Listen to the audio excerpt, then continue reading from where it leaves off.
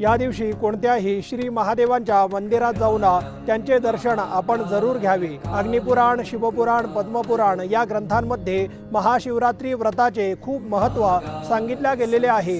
या दिवशी विशेष प्रकारच्या ऊर्जा लहरी भूतलावर श्री महादेवांच्या रूपामध्ये उपस्थित असतात। महाशिवरात्रीची रात्र ही फक्त जागरणाची रात्र नसून आपल्या संपूर्ण जीवनाच्या जागृतीची रात्र आहे।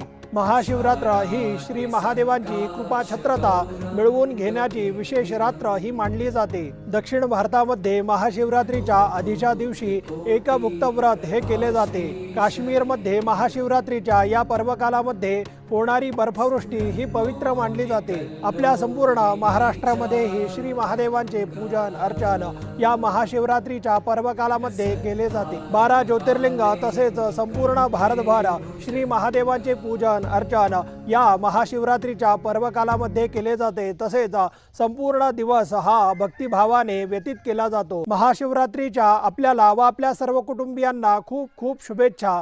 श्री महादेव आपल्या सर्वांच्या सर्व मनोकामना पूर्ण करो अशी सदिच्छा देतो। या चॅनलला आपण सबस्क्राइब करावे। धन्यवाद।